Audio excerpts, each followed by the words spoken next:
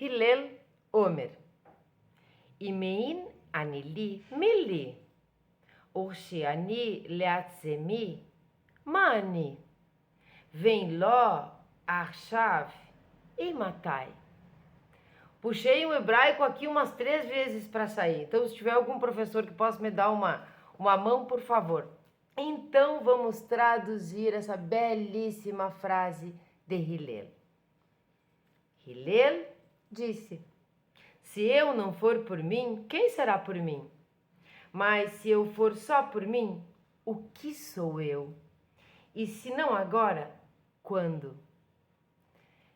Shalom a todos, muito bom dia, Boker Tov. Nós vamos falar um pouquinho hoje sobre essa frase maravilhosa, essa máxima maravilhosa de Hillel. Hillel, lembrando, é aquele sábio lá de 20, 30 anos da Era Comum.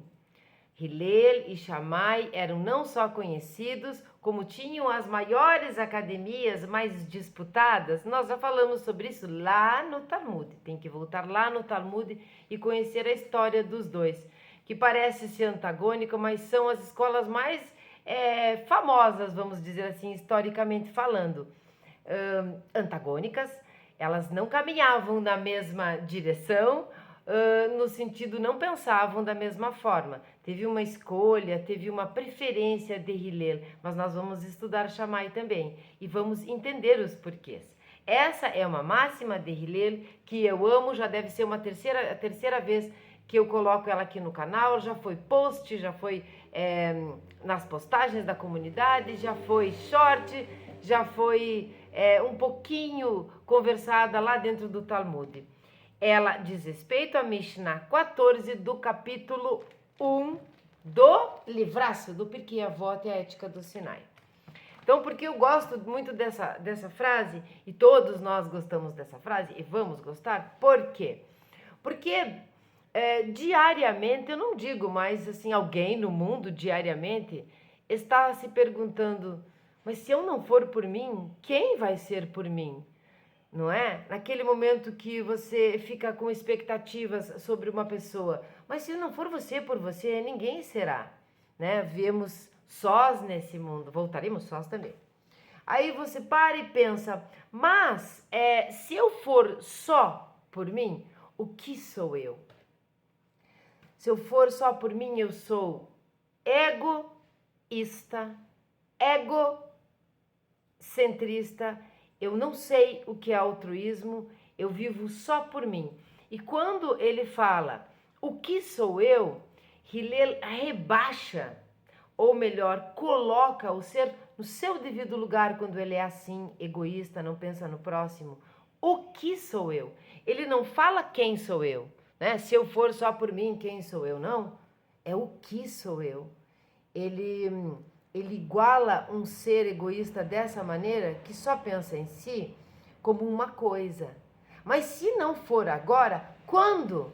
Então, quantos de nós todos os dias, como eu disse, em algum lugar do mundo alguém está se perguntando isso? Mas quando eu vou ser feliz? Mas quando eu vou ter coragem? Mas quando eu vou dizer para aquela pessoa aquilo que eu gostaria de dizer? Mas quando eu vou assumir a postura que me diz respeito?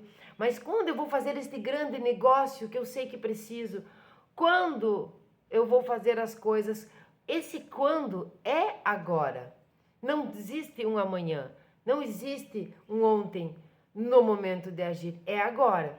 Então, nós vamos começar a ler a Mishnah, se for me alongando, nós vamos continuar em outra oportunidade. Porque eu novamente peço que comentem, que compartilhem, mas que principalmente comentem e coloquem o que vocês pensam disso, né? O que vocês fazem a respeito desta máxima? Se eu não for por mim, quem será por mim? Né? Onde fica o tamanho da sua expectativa pelo outro? Quando você se toca que precisa ser altruísta, que amar o próximo é se amar primeiramente. Veja que tem tudo a ver com a frase do amar ao próximo como a si mesmo. Por quê? Se eu não for por mim, quem será? Mas se eu for por mim é porque me amo, não é? Mas se eu for só por mim, então o que eu sou? Então eu terei que ser também pelos outros. não é mesmo? Vamos tomar uma água aqui, Baruch atah Adonai Eloheinu melech haolam shekol nihye bivaro.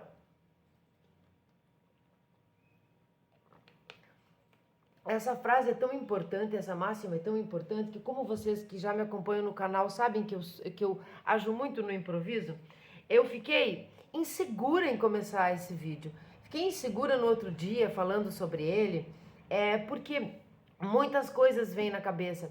E como a nossa humanidade faz isso com nós, ela nos trai o tempo todo, quando você termina um vídeo, ou quando você termina, vamos dizer, uma palestra, ou quando você termina de conversar com alguém, você vai para casa. Quem não aconteceu isso, né? Quem nunca? Chega em casa e diz assim, poxa vida, mas eu poderia ter falado tal coisa.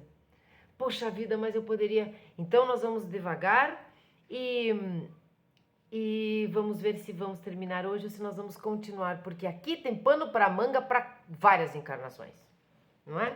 Vamos começar lendo, vamos logo para o vídeo, 6 minutos.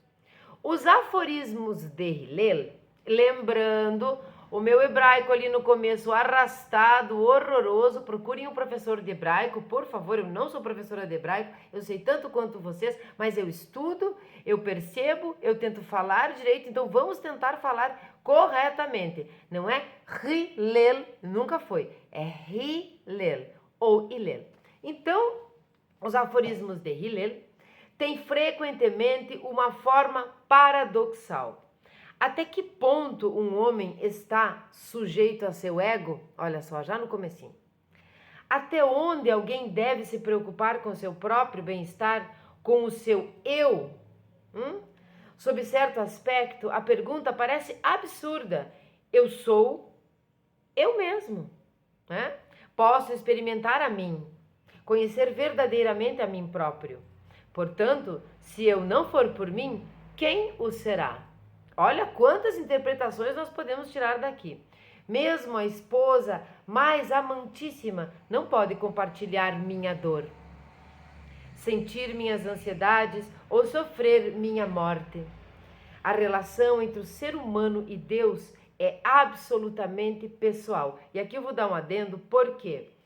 Quando nós falamos em a relação entre o ser humano e Deus é absolutamente pessoal, é a relação entre nós e o divino.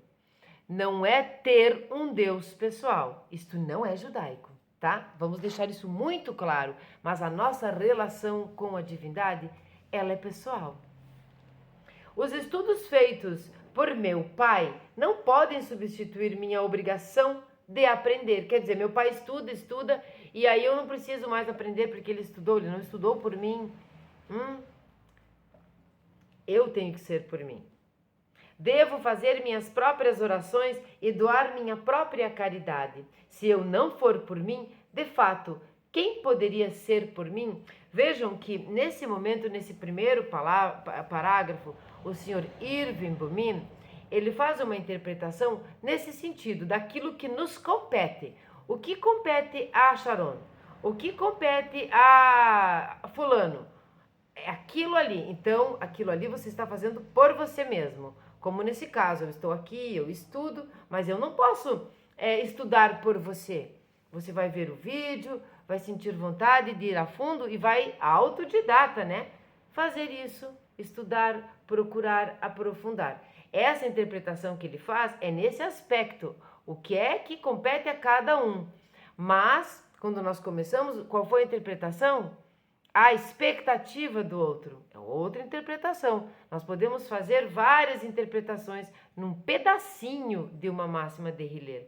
E isso não diz respeito só a essa máxima, mas quase tudo onde ele abriu a sua boquinha para falar, onde ele colocou a sua pena, ele tinha algo filosófico ali. Talvez por isso ele tenha sido escolhido, ele era bem mais calmo que Shammai. Por outro lado, se você ficar demasiado preocupado consigo mesmo, o que você é? Essa parte da frase é a que eu mais gosto, é a que mais me serve, sempre foi. Porque a gente, quando tem decepções, a gente percebe a primeira parte. A gente percebe, tem decepções com pessoas, você achava que a pessoa poderia ter feito mais por você, aí você se toca. Não, mas se eu não for por mim, quem será?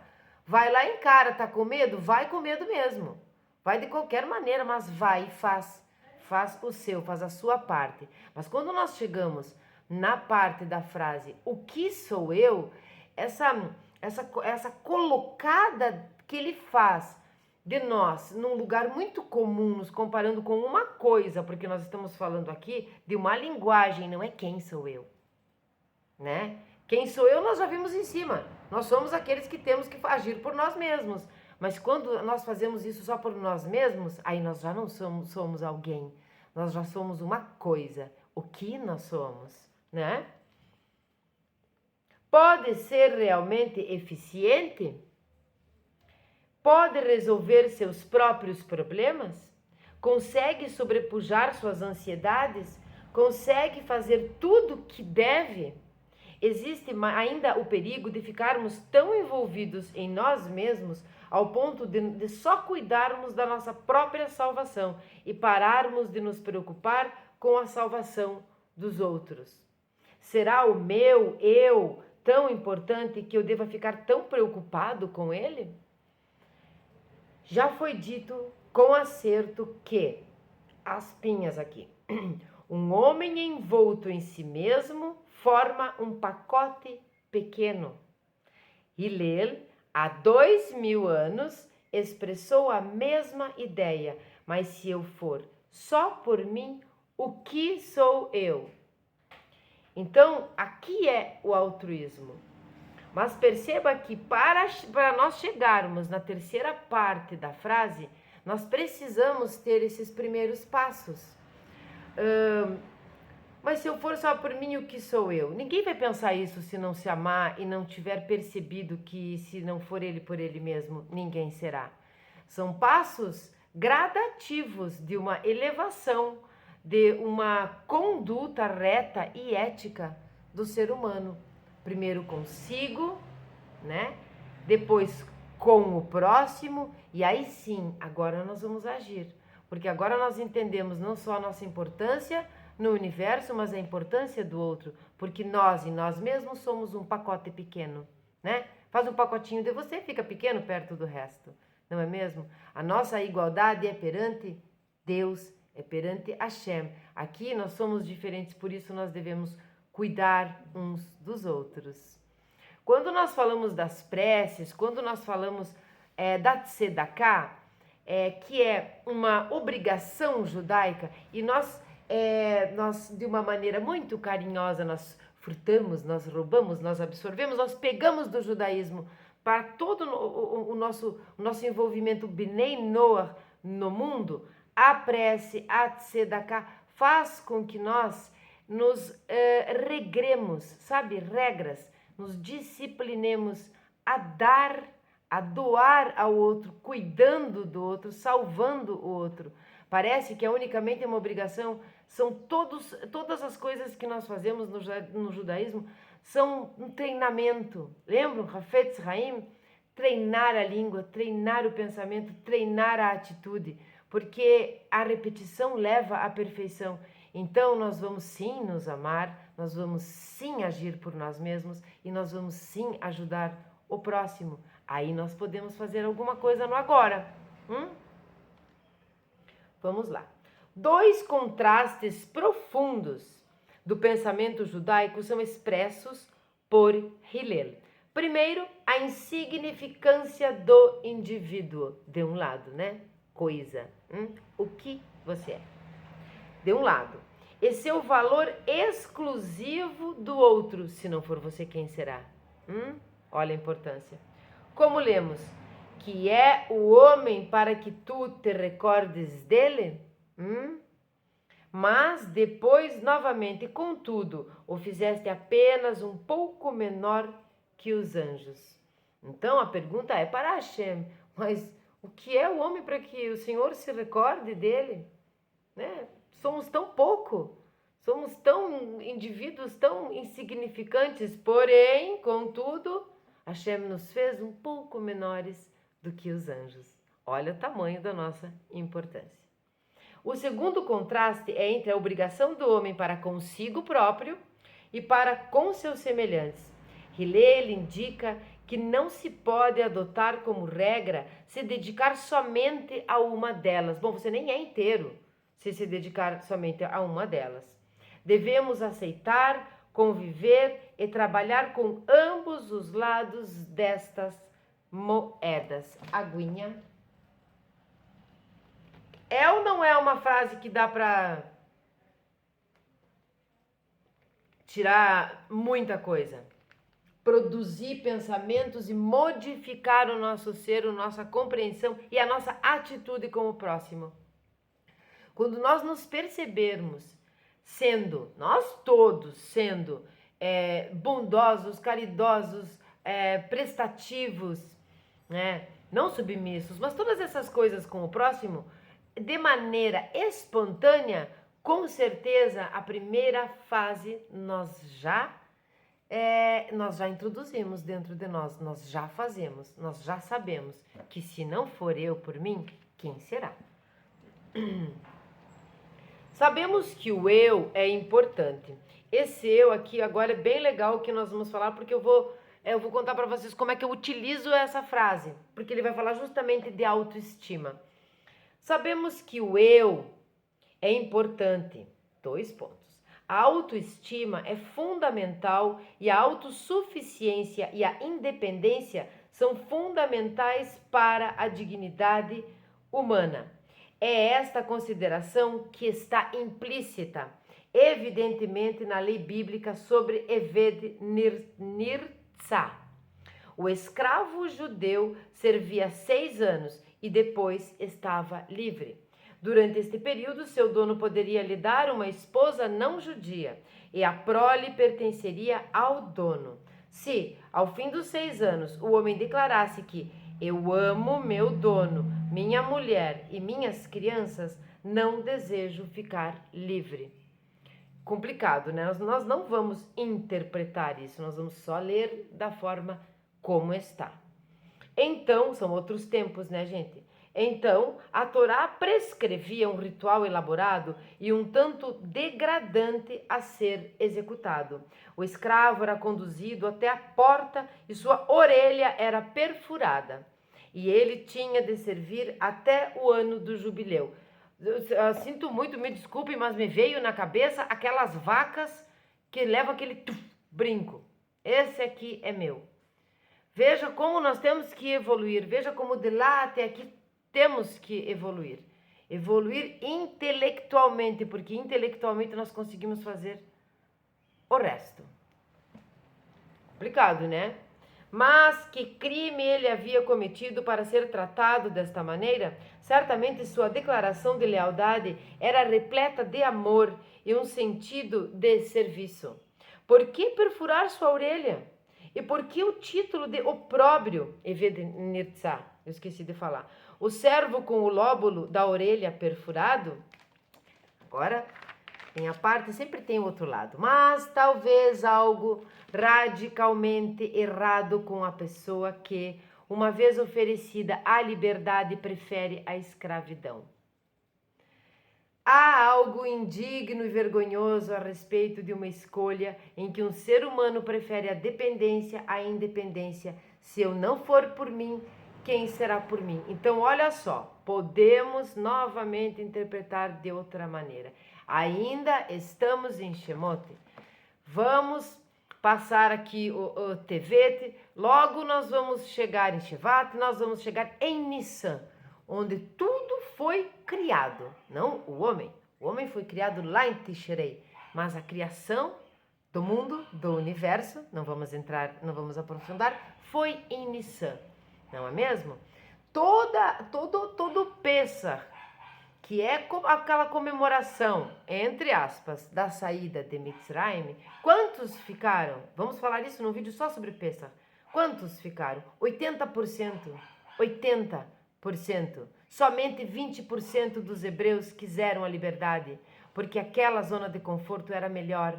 Então, se eu não for por mim, quem será? Então, no lugar de você decidir pela sua liberdade, você fica, toma uma furada no lóbulo da sua orelha, como marca registrada, você tem dono, você decidiu ficar. Você decidiu a escravidão, a liberdade. Nós não vamos entrar aqui nesse momento no detalhe, mas foi pela esposa, foi pelos filhos. Nós estamos falando só dessa primeira parte da frase, da máxima de Hillel. Durante a cerimônia, continua, tá? Delibação da água, durante a festa de Sukkot, ele continua explicando, fazendo associação, tá?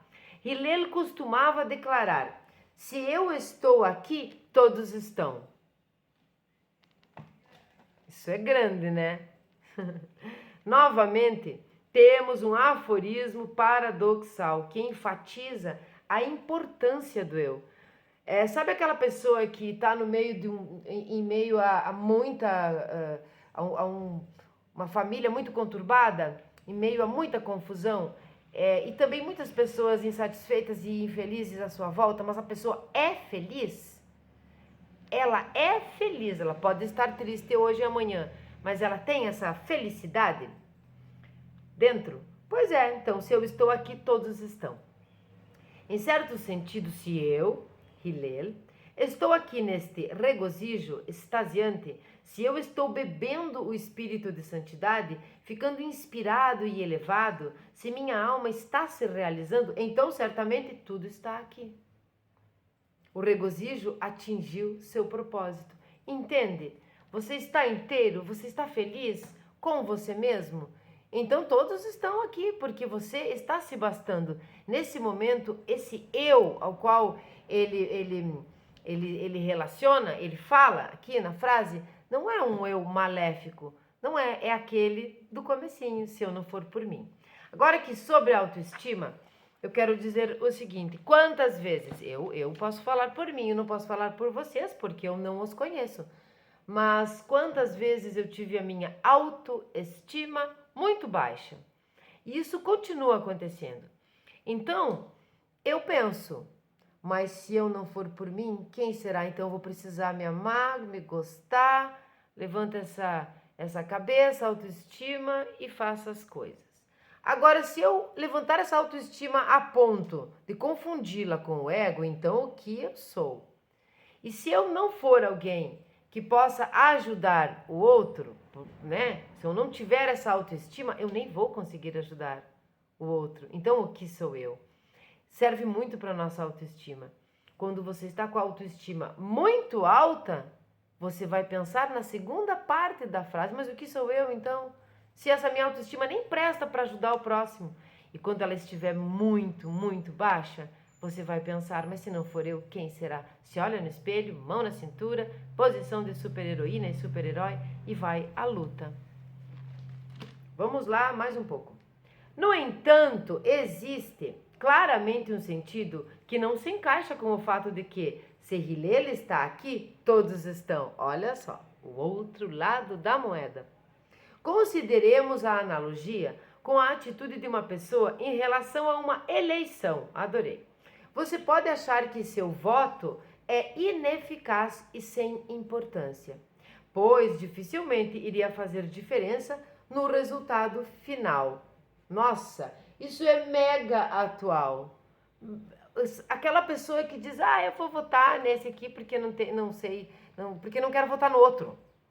Vou votar porque tenho que votar, porque dizem que é livre o voto, é facultativo, mas na verdade a gente é obrigado, eu vou lá votar. Mas e se todos pensarem como você? Vai que naquele dia todo mundo acordou e pensou como você. Então o seu voto vai fazer a diferença. Vamos lá. Porém, se todos os eus decidissem fazer o mesmo, não haveria sequer eleição. De modo semelhante, muitas pessoas se esquivam das responsabilidades dizendo: que importa se eu não comparecer ou não me afiliar? O assunto ou a organização irá em frente sem mim. Talvez seja verdade, mas se todos dissessem isto e ficassem em casa, não haveria organização. A pessoa deve julgar sua escolha ou ação, perguntando a si mesma se isto seria bom caso todos resolvessem fazer o mesmo. Hoje em dia está muito em moda, é muito necessário nós pararmos para pensar, e tem muitas pessoas falando sobre isso, que Não é o fato das coisas estarem tão promíscuas, horrorosas, os absurdos que nós estamos vendo. Não são os maus o problema, mas a abstinência dos bons. Quando você se abstém, quando você não age com relação ao bem, então você está do lado de quem? Você está promovendo o mal. Então o mal sempre existiu, mas os bons precisam aparecer, os bons precisam fazer acontecer. É assim que as palavras de Hillel devem ser entendidas. 2 pontos. Se todas as pessoas dissessem, eu estou aqui, de fato, todo mundo estaria presente. Se cada pessoa individualmente se aperfeiçoar, o conjunto agregado irá tomar conta de si mesmo. Aqui, quando disse cada pessoa individualmente se aperfeiçoar, pensem o seguinte: eu penso que se eu não for por mim, quem será? Você pensa a mesma coisa. Fulano pensa a mesma coisa. Todos pensam a mesma coisa. Todos agem por si mesmos. Então temos um passo, temos uma corrente agindo, pensando, sentindo da mesma maneira. Segundo passo, se eu só for por mim, o que sou eu? Eu penso assim. Se eu só for por mim, o que sou eu, você pensa assim. O outro pensa assim, o outro pensa assim. O que acontece nesse momento? O altruísmo. Eu, sabendo que eu sou por mim, ajudo você, porque eu sou mais do que uma coisa. Você ajuda o próximo ajuda o próximo, e assim sucessivamente. Entenderam? O pensamento judaico, problema de um, problema de todos. Então a corrente de Tzedakah, a corrente de estudo, a corrente da palavra, da Torá, ela se fecha. E todos fazem por si e pelos outros. E detalhe, fazem agora. Fazem agora. Existe ainda outro ponto ao qual se pode fazer referência neste ditado. Hillel pode estar falando da necessidade de se corrigir e ter autocrítica também. Então, assim, percebeu? Como é que eu vou dizer? Introduziu dentro de si a primeira partezinha da máxima. Percebeu que não agiu de maneira correta na segunda lá, foi uma coisa, agiu como uma coisa. O que é que você precisa fazer? Se você está se intelectualizando, se você está se melhorando como ser, tira o intelectual da história, como ser, um ser melhor, reto, correto e ético, você vai fazer o quê? Você vai ter autocrítica. Poxa vida, fiz lachonará. Se corrija, se corrija. Eu estou o tempo todo me corrigindo e errando. E corrigindo, errando, eu passo assim, às vezes, o dia inteiro. Pelo menos eu fico bem, como é que eu vou dizer? Eu tenho coisas para fazer, né? Eu estou sempre muito ocupada, corrigindo, autocrítica, corrigindo, errando. Façamos todos isso. Há algumas coisas que nem mesmo seu melhor amigo irá lhe contar. Até porque, sendo seu amigo, ele terá medo de corrigi-lo para não perder a sua amizade. Então, se eu não for por mim, entenderam? Novamente, lá no Hafetz Haim, nós estamos estudando tudo sobre Lachonará. Mas quando nós estamos estudando sobre a maledicência, nós vamos compreendendo aos poucos que não é só o que você fala, também é o que você escuta, também é o que você omite e tudo mais. Né? A tamanha força que existe de destruir uma pessoa só com a língua. Mas quando nós estamos estudando isso, nós temos conhecendo isso, nós temos a responsabilidade de nos modificarmos. Então, se você for ter uma crítica de um amigo, uma crítica construtiva, sabe? Não é lachonara, não é maledicência. Uma crítica construtiva, você também não deve fazer lachonara daquela pessoa. Você não deve reagir. Né? Então, se você não tem essa condição, você terá que ser realmente só por você. Né? Se eu não for por mim, se autocritique, se autoanalise, se observe e melhore. E ore para que todos os outros estejam fazendo a mesma coisa, porque aí nós vamos ter paz. Aí nós vamos ter paz no mundo. E altruísmo, generosidade, fraternidade, que está faltando.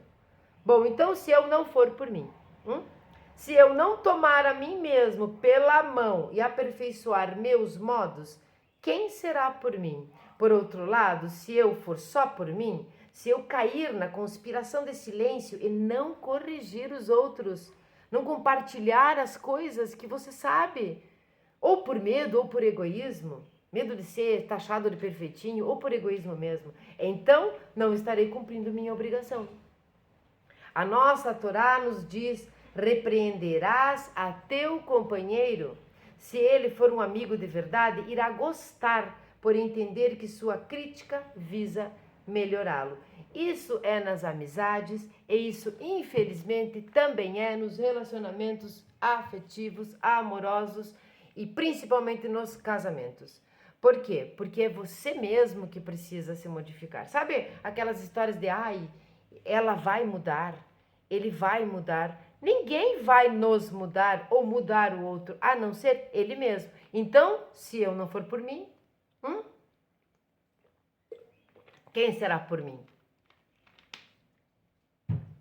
Temos que nos puxar, temos que nos puxar. Agora, como eu percebi que nós chegamos em 30 minutos, nós podemos continuar e fazer a parte tão que fecha tudo isso. Então, se eu, aqui ó, tá aqui na frasezinha, se eu não for por mim, quem será por mim? Mas se eu for só por mim o que sou, agora sim. Se não agora, quando? Quando? Quando você vai tirar a bunda da cadeira, levantar e caminhar em direção ao seu propósito? Quando você vai abrir o seu coração e dizer, a minha missão é esta? Fale com Deus. Fale com Deus. Fale abertamente com Deus. Ele vai te dizer, pedras no caminho, muitas. Muitas. Você vai escolher se as chuta, se tropeça nelas e cai em tombo, ou se pega elas para construir alguma coisa. Nós sabemos disso. Então, se não agora, quando? Tá com medinho? A experiência humana tem confirmado esta verdade repetidas vezes. Através dos séculos, pensadores perspicazes ecoaram este pensamento. William Congreve, acho que é assim que fala, escreveu: não adie para amanhã para ser sábio. Nossa, olha só. Então, todos os dias, peça a Hashem, naquele momento das preces, peça a Hashem sabedoria, como Melech Shlomo, sabedoria. O sol de manhã pode nunca raiar. Então eu vou ler de novo. Não adie para amanhã para ser sábio. O sol de amanhã pode nunca raiar. Ele quer dizer que vai terminar o mundo? Não, você pode morrer. Bom, agora Edward Jung aconselhou: seja sábio hoje. É loucura postergar. A procrastinação é o ladrão do tempo. Aqui nós estamos falando de uma palavra bem moderna, famosa, onde que a maioria aí dos terapeutas e não sei, tipo de psicologia, gosta muito de falar não procrastine as coisas que você pode fazer agora. Não é uma escravidão de faça tudo agora, mas é o se não agora quando. É perceber que se não agora, quando será? Algumas coisas não vão ser agora, mas aí não será mais agora a palavra e será amanhã. Então amanhã vai ser o agora, aquele momento que você precisa fazer aquela determinada coisa. Então, se não agora, quando? Duas coisas. Você precisa agir agora, depois de compreender as duas partes da máxima. Mas você precisa compreender a hora certa. Por quê? Porque existe o momento do plantio e existe o momento da colheita. Não é agir de qualquer maneira. Não é sair fazendo qualquer coisa. Quando a Torre de Babel foi construída, é claro que eu também não vou entrar em assuntos muito aqui, mas o maior problema, a maior dúvida, o maior medo que o povo tinha era justamente, como é que eu vou dizer, de as coisas terminarem, de acabar tudo e eles não puderem ter feito tudo, sabe? Sodoma, desejos, promiscuidade, de todas as maneiras, roubo, tudo que aconteceu, tudo que a gente tem conhecimento, É como uma ânsia de, e se agora acontecer como Sodoma? Então vamos viver o hoje, vamos fazer tudo o que existe. Não, calma. Esse agora não é fazer todas as coisas que te dão prazer tudo num dia, é comer todo o bolo de chocolate, é ficar com todas as mulheres da cidade, é comprar todas as coisas, mas não significa isso. O agora. Vamos continuar. Em um salmo de Moshe, encontramos um pensamento mais profundo. Se examinarmos as palavras, aqui tem 2 pontos. Ensina-nos a contar nossos dias, para que venhamos a ter um coração sábio. Olha só, ensina-nos a contar nossos dias, para que venhamos a ter um coração sábio. Qual é o modo usual de contarmos nossos dias? Normalmente dizemos que uma pessoa tem tantos anos de idade. Será que isto tem grande significado? Isto diz algo a respeito da pessoa ou da eventual proximidade de sua morte? Isso é interessante, né? Quantos anos você tem? Quantos anos você tem? Quantos anos nós temos? Que idade nós temos? Na realidade, cada minuto de sua existência é um minuto em direção à sua morte. Quer dizer, nós nascemos. A partir do nascimento, nós estamos indo em direção à morte. Então, que momento é esse? Vamos lá. Suponhamos que você esteja viajando para, aqui está escrito Atlantic City, e esteja a 100 quilômetros da cidade. Após viajar 10 quilômetros, você encontra um cartaz dizendo Atlantic City, 100 quilômetros. Você viaja mais 10 quilômetros e vem outro cartaz dizendo Atlantic City, 90 quilômetros. Que método de contagem está sendo usado? Não o número de quilômetros que você já percorreu, mas o que falta para chegar ao seu destino. Entende? Este é o procedimento sugerido por Moisés. Ensina-nos a contar nossos dias. Não enfatize os dias passados, eles se foram. Aqueles quilômetros você já percorreu. Dê realce aos dias que ainda pertencem a você, aqueles dias que estão à sua frente. Então você vive o agora, porque há dias à frente. Os que passaram, esses são realmente os que não existem mais. Nós somos o produto do nosso passado. Produto do nosso passado. Então nós somos o agora. Se pudermos ajustar de verdade nosso pensamento a este ponto de vista fundamental, conseguiremos adquirir um coração sábio. Vai além do intelecto. Conseguiremos planejar nossa vida com bom senso. Suponha que uma pessoa esteja no fim de suas férias e tem somente $10. Está parecido aqui conosco. Dando-se conta de que a viagem de volta para casa custa $7. Quer dizer, ela tem 10, tá? Vai custar 7. Ela irá administrar seu orçamento cuidadosamente e evitará desperdiçar em trivialidades. Similarmente, se um homem se conscientizar de que seu tempo de vida na Terra é limitado, ele poderá pensar 2 vezes antes de desperdiçá-lo seguindo sombras. Bonito, né? Matar o tempo é, na verdade, cometer assassinato. O dinheiro que se perde pode ser recuperado, mas nossos dias, uma vez passados, nunca podem ser trazidos de volta.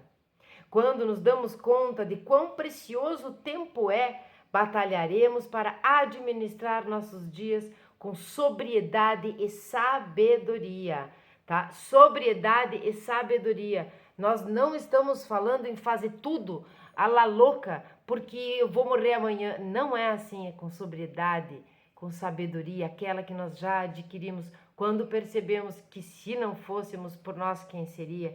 E quando percebemos que o outro depende também da nossa ajuda, que nós podemos ser altruístas, que nós podemos crescer juntos. Então, o bom senso não é torrar tudo o que tem. O bom senso é saber como administrar os $3 que ficaram no bolso do viajante. Que tinha $10, que ia voltar e custaria 7, lembra? Na verdade, tudo que o homem possui é o agora. É o agora. Agora eu estou aqui falando com vocês. Mas, de repente, vai saber, amanhã você liga no canal e fica sabendo que eu morri. Então, eu tenho hoje. Eu tenho hoje, você tem o hoje. Então, não vamos desperdiçar. Vamos colocar Torá na nossa vida. Vamos colocar, porque nós queremos o mundo vindouro. Nós não queremos ficar vagando por aí. Não é mesmo? Bom, na verdade, tudo que o homem possui é o agora.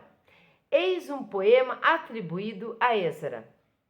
O passado não está mais aqui. O futuro ainda não chegou. O presente dura um piscar de olhos. Então, para que nos preocuparmos? Se, na verdade, só vivemos no presente, então faremos bem em procurar nossas realizações aqui e agora.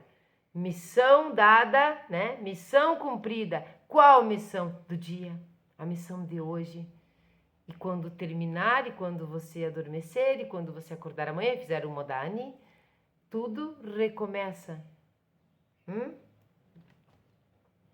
Aqui eu vou ler uma frase que eu fiz um post. Amas a vida? Perguntou Benjamin Franklin. Olha só, pulamos para Benjamin Franklin.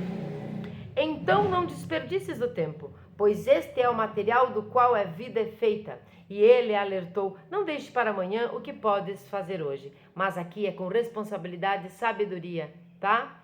E eu achei muito interessante essa parte. Então não desperdices o tempo, pois este é o material do qual a vida é feita.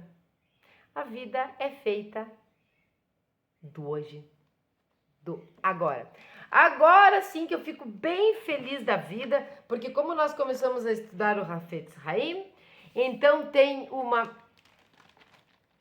um parágrafo que começa: o Hafetz Haim compara o ser humano médio quanto ao modo como gerencia o seu tempo, como uma pessoa de férias escrevendo a seu amigo num cartão postal.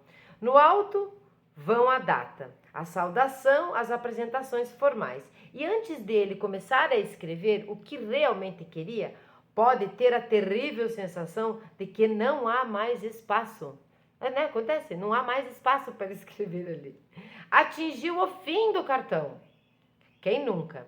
Desesperado, começa a escrever com letras pequenas, vira o cartão e tenta escrever até na margem. Parece aquelas provas que a gente faz e quer escrever, acaba escrevendo na lateral de lado, acaba escrevendo atrás, faz uma borrança porque nós percebemos que não tinha mais espaço, nós devíamos ter pensado nisso antes. Nem sei o que é que ele vai dizer, mas eu acho que nós deveríamos ter pensado nisso antes. O ser humano não desempenha o mesmo papel patético quando está administrando sua vida? Sabe? Você não faz as coisas assim paulatinamente, de maneira sábia e constante ou no agora. E quando você percebe, por exemplo, quando ficamos doentes, quando ficamos seriamente doentes, nós fazemos... não acamados, mas seriamente doentes, nós fazemos duas coisas. Procuramos a religião e tentamos fazer tudo aquilo que não tínhamos feito a vida inteira. Nos primeiros anos da nossa vida, rabiscamos tanto de nosso tempo com trivialidades, em atividades sem sentido, e repentinamente chocados, despertamos para a realidade de que a vida é um cartão postal, com uma quantidade de tempo enganosamente curta e que mal começamos a tarefa para a qual fomos postos nessa terra. Quando eu estava em casa e eu tinha uma idade, eu estava em casa. Daí eu engravidei, me casei e eu engravidei depois do casamento. Eu não sou mamãe antes do casamento. Quando eu saí de casa para passear depois de ter o filho, depois de estar casada, as pessoas começaram a me chamar de senhora. Eu não sabia, e até hoje, né? Agora eu sou uma senhora. Eu não sabia se as pessoas estavam me chamando de senhora porque elas viram uma aliança. Eu não sabia se as pessoas estavam me chamando de senhora porque eu tinha um bebê. Eu não sabia se as pessoas estavam me chamando de senhora porque eu tinha envelhecido. Então, não pense que é devagar. Nossa, eu tenho muito tempo pela frente. Você nem sabe quanto tempo você tem pela frente. Então, se não for agora, quando? Um dia vão começar a chamar você de senhora e esse dia é um dia depois do dia que não chamavam você de senhora. Nós temos que lidar com muitas coisas aqui. Nós temos que lidar com muitas coisas dentro de nós. Bom, a Torá, maravilhosa, nos diz que os filhos de Issachar eram homens que tinham suficiente conhecimento do tempo. Como se manifestava o conhecimento deles? A tradição nos conta que a tribo de Issachar fez um acordo com a tribo de Zebulun. Os homens de Zebulun se dedicavam ao comércio e sustentavam os estudiosos de Issachar, que dedicavam todo o seu tempo ao estudo da Torá. Como verdadeiros sócios, eles partilhavam seus lucros. Esses lucros estão com aspinha. Issachar recebia sustento material e Zebulun recebia um quinhão da mitzvah de estudar a Torá. Observe que, pelo fato de o pessoal de Issachar passar o tempo somente estudando a Torá, as escrituras dizem que eles tinham um conhecimento do tempo. Eles entendiam como o tempo é precioso e usavam-no do melhor modo possível. A Torá ordena: diante dos cabelos brancos te levantarás. Sabe que quando você está em um lugar com pessoas, numa sinagoga, quando você está numa palestra, quando chega, você sabe que é um rabino e que é grandão, que tem a barba branca, nós nos levantamos. Quando o nosso pai, e não vamos entrar aqui em detalhes se os pais merecem ou não, quando o nosso pai entra, nós nos levantamos. Quando o nosso pai, ele se senta primeiramente à mesa, depois nós. Quando ele se levanta, é depois que nós nos levantamos. É assim que funciona. Então, isso é: diante dos cabelos brancos te levantarás, como sinal de respeito. Alguns comentaristas dão uma surpreendente interpretação: antes de branquearem teus cabelos, levanta-te. Essa serve para mim. Então, antes que isso chegue, antes que essa velhice chegue, antes que os seus cabelos estiverem brancos, levanta-te. Mas é coisa linda.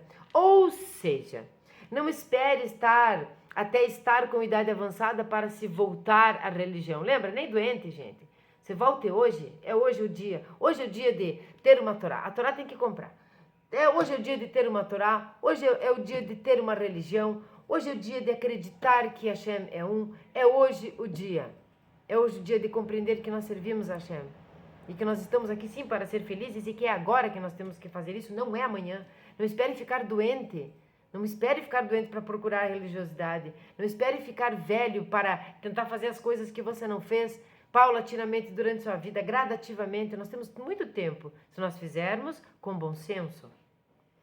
Bom, ou seja, não espere até estar com idade avançada para se voltar à religião. Eleve-se, ascenda espiritualmente antes que a velhice chegue. Eu tô com os cabelos brancos lá, ó. Então ter que se levantar. Não diga: observarei o Shabat quando me aposentar dos negócios. Ou começarei a frequentar a sinagoga quando tiver filhos. E se não agora, quando? Uma coisa que ficou bem moderna, e faziam até cartas na internet, mandavam pra gente por e-mail e tal, para passar para não sei quantas pessoas, coisas assim: quando você vai ser feliz? Ai, só depois da faculdade. Ai, só depois que tiver filhos. Ai, só depois do não sei o quê. Isso é bem comum, bem raso, essas cartas que enviavam pra gente com esses textos, essa neurolinguística barata. Mas enfim, agora se nós formos aprofundar, pois é. Quando você vai ser feliz mesmo? Quando você vai pegar a Torá na mão? Agora. Agora. Quando que você vai frequentar a sinagoga? Não tem? Nós temos a comunidade Bnei Noach. Nós temos. Como você pode ter certeza de que atingirá esse período da vida? Quando eu me aposentar eu vou descansar e daí eu vou viajar. Podendo fazer isso agora, você nem sabe se vai se aposentar. Talvez você morra antes. Ou de que, atingindo, estará em condições de realizar as coisas que está negligenciando agora. Negligenciando, tá? Não é os pés pelas mãos. é negligenciando. Talvez você não tenha aquelas condições. Você vai ter o tempo, mas não vai ter as condições. Vai ter as condições, mas o tempo acabou. Vamos ter que administrar isso. Ponha-se de pé e leve-se agora antes que os anos deslizem em direção à velhice, deixando você preso a seus hábitos. Já nos referimos ao versículo do salmista, é tempo já de buscar o eterno, porque eles anularam tua lei. Isto pode agora ser interpretado de acordo com o seguinte pensamento: aqueles que alegam que terão tempo mais tarde e se recusam ao chamamento do presente e a santificar o agora, eles estão, apesar de suas expectativas piedosas, anulando a Torá. Existe um ensinamento interessante no Talmud. Não, Talmud é o Talmud, né? Que diz: aquele que responde com toda a sua força, amém, que seu grande nome seja abençoado. Anula qualquer decreto punitivo que o céu possa ter emitido contra ele. Agora, com toda a sua força, dificilmente significará com todo o poder de seus pulmões. Refere-se a que seja dito com toda sinceridade e máxima devoção. É isso que quer dizer. Não é para você gritar bem alto, amém, mas é para você falar o amém com sinceridade e devoção. Contudo, conforme nossa linha de pensamento, podemos interpretar com toda a sua força como querendo dizer que uma pessoa está no pico de suas faculdades mentais e físicas. Embora o Todo-Poderoso dê as boas-vindas aos seres humanos de todas as idades e condições, fica claro que quando o octogenário não tem mais forças para pecar e está sendo negligenciado pelo mundo, e volta-se para o conforto da religião, ele tem um tipo de mérito, tá? Eu fiz essa careta, porque é só um tipo de mérito. É que, quando um jovem universitário de 18, o recém-casado de 24, o homem de família de 30 ou o executivo de 45 anos se compromete totalmente com o estudo da Torá, isto é algo bastante diferente, entendem? Não é um conforto virar beato só porque está lá velhinho.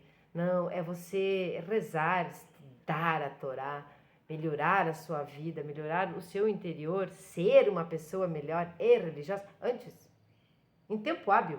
Mas eu trabalho o dia inteiro, mas tem momento que você não trabalha, pode ler a Torá. Ai, mas agora eu vou casar. Sim, vai casar com alguém que é como você, que é religiosa, religioso, e vocês vão estudar juntos. Esse tempo é agora. Nós temos esse tempo e esse tempo é agora. E esse mérito é meritão, tá? Não é méritozinho.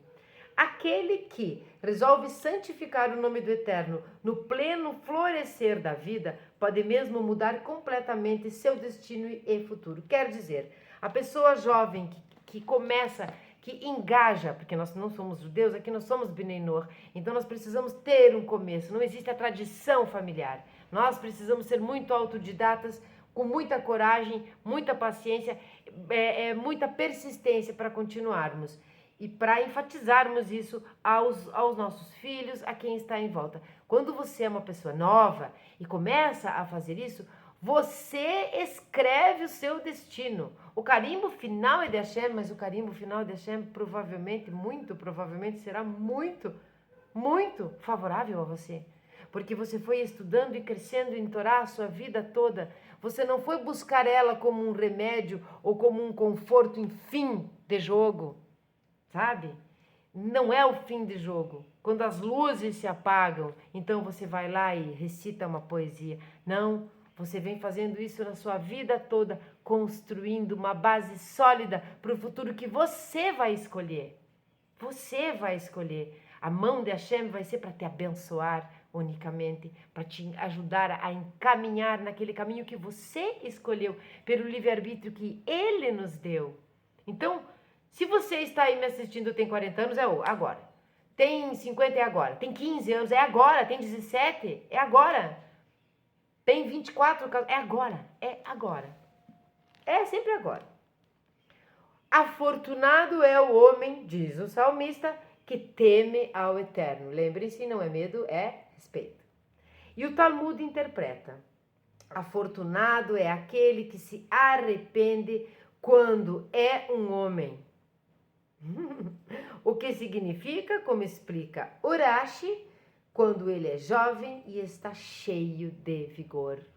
Esse é o momento de construir um caráter, de construir a paz tão esperada no mundo, porque essa paz esperada no mundo é que vai atrair Mashiach.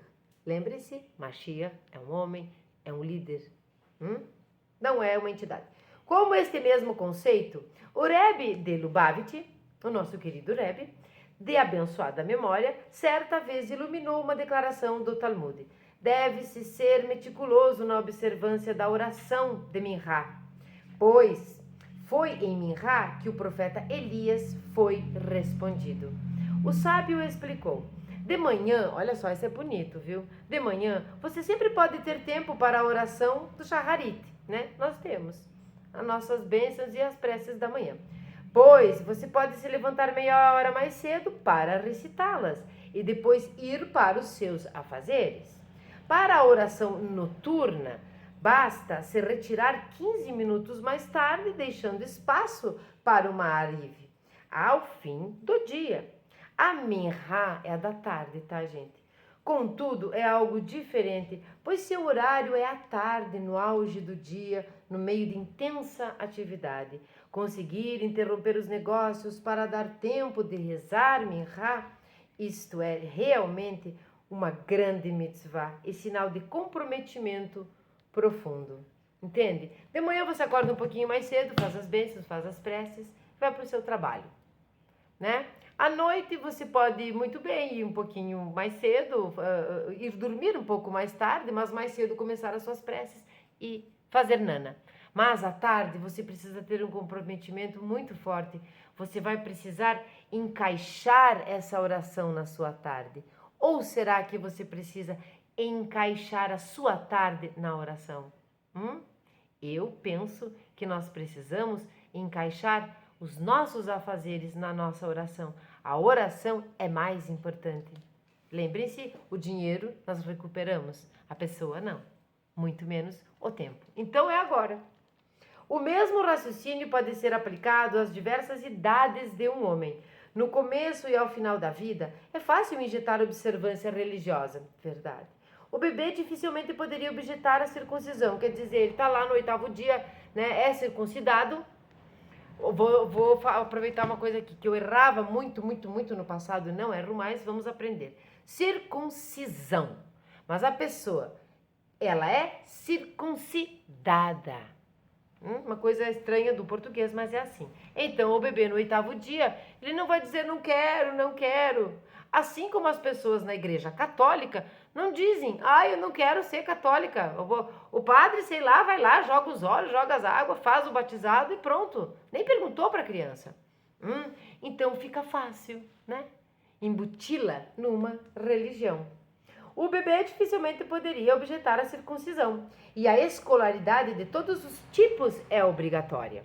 Bom, de modo similar, em idades avançadas, há pouca coisa competindo pela atenção de um indivíduo. Mas durante o entardecer do horário de Minhá, lá na tardinha, entre as idades de 20 e 50 anos, se uma pessoa retira tempo de seus afazeres e investe em assuntos espirituais, ela é realmente meritória. Baruch Hashem, vou agradecer por essa frase, porque eu estou entre os 20 e os 50. Fiquem sabendo.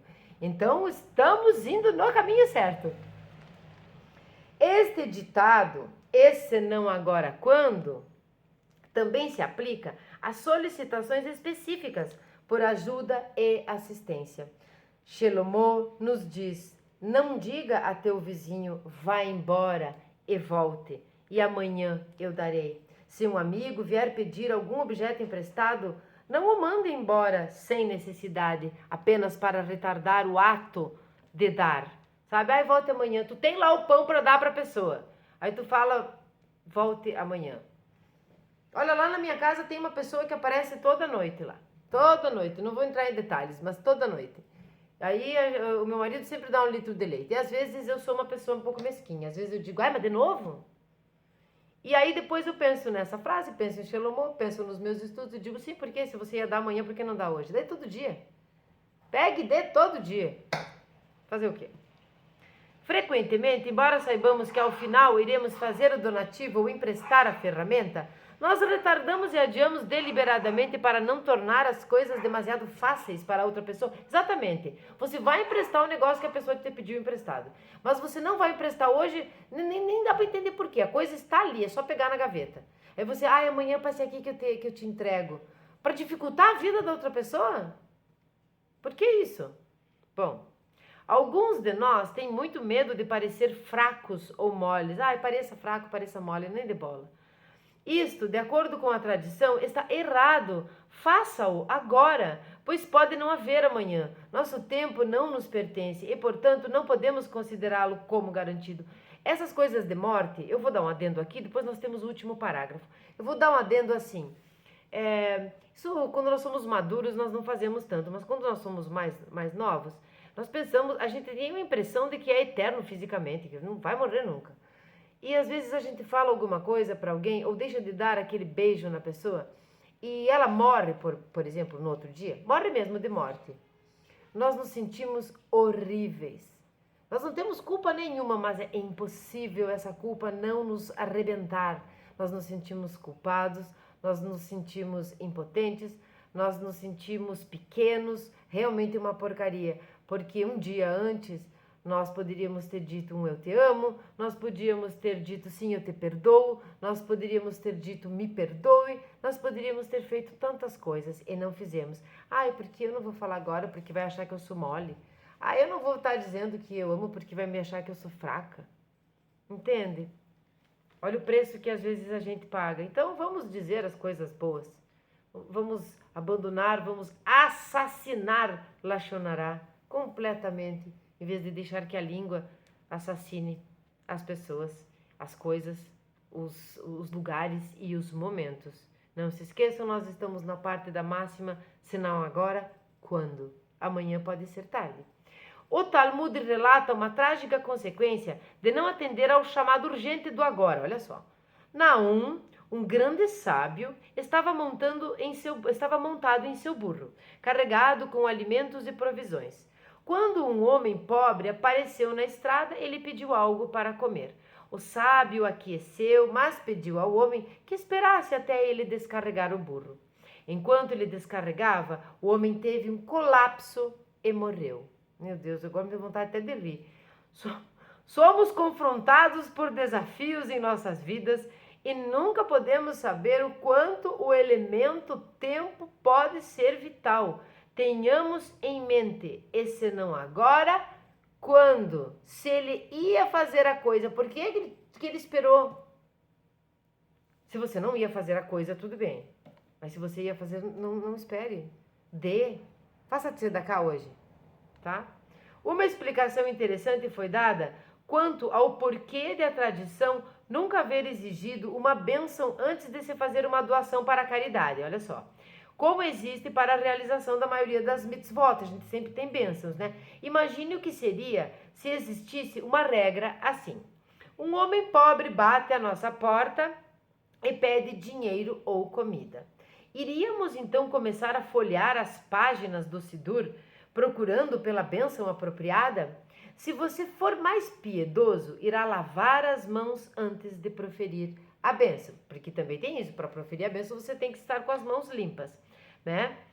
Depois você poderia descobrir que a disse de forma imprópria e teria de repeti-la. Lembram lá, quem acompanha o canal, fiz sobre as bênçãos, quando você faz uma bênção errada, quando alguém faz uma bênção errada, você não diz amém e também tem que repetir a bênção, né? Você fez sobre um alimento ali, depois viu que não era aquele alimento, ou você fez repetidas vezes, você precisa repetir quando erra a bênção. Então, poderia acontecer que quando finalmente você se dispusesse a atender o pobre homem, ele já estivesse morrido de fome. É uma metáfora, mas é real.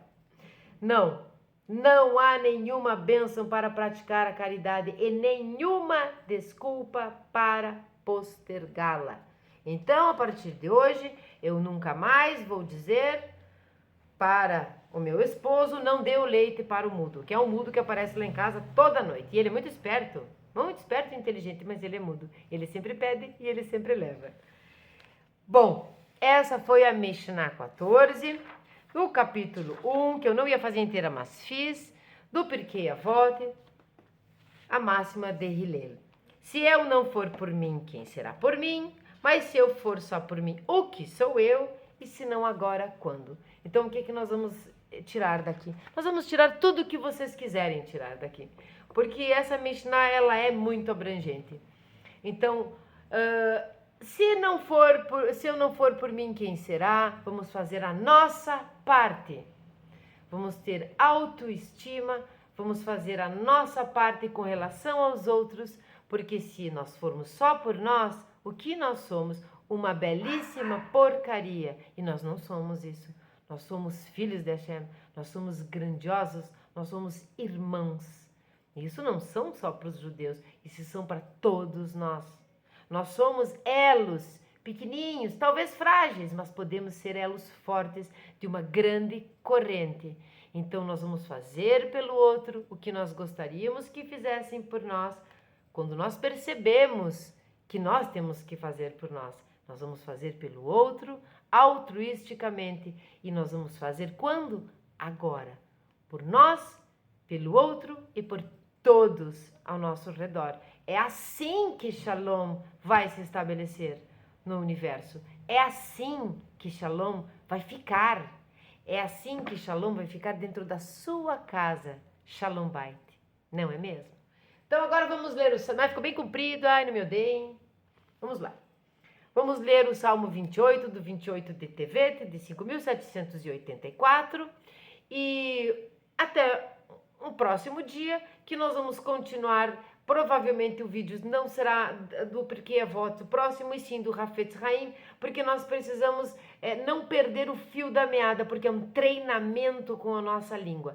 E para nós treinarmos a nossa língua, não fazer Lashon Hará, nós precisamos ter uma continuidade nos vídeos no ensinamento, para que nós consigamos treinar realmente, e começando por aqui, pelo pensamento, tá? Então, se vocês gostaram, se vocês estão gostando, curtam, comentem, compartilhem com seus amigos, com seus familiares, com pessoas que vocês gostariam que soubessem sobre essas coisas. Nós estamos aqui tentando ser o mais simples possível. Nós estamos aqui para aprendermos juntos, tá? Juntos. Cada vez que eu leio uma frasezinha desses livraços, eu percebo quanto eu sei pouco. Então, 28 de David, a ti, ó Eterno, invocarei. Ó rocha minha, não fiques surdo ao meu clamor, pois se tu me ignorares, serei como aqueles que já o padeceram. Ouve a voz das minhas súplicas, quando a ti eu clamo, ao erguer minhas mãos em direção ao teu santo recinto. Não me associes aos malévolos e aos iníquos, que falam de paz com seus companheiros, quando em realidade tem maldade no coração. Responde-lhes conforme seus atos e de acordo com a maldade das suas atitudes, retribuir na medida de suas ações.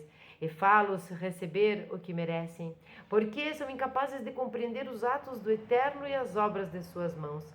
Ele os destruirá e não mais se reerguerão. Bendito seja o Eterno que atendeu minhas súplicas. O Eterno, ó minha força e meu escudo. Nele confiou meu coração e dele recebeu auxílio. Regozijar-se-á meu coração e com meu cântico hei de enaltecê-lo. O Eterno é a força do seu povo, o baluarte da redenção do seu ungido. Salva teu povo e abençoa tua herança. Seja tu o seu pastor e enaltece-o para sempre. Shalom.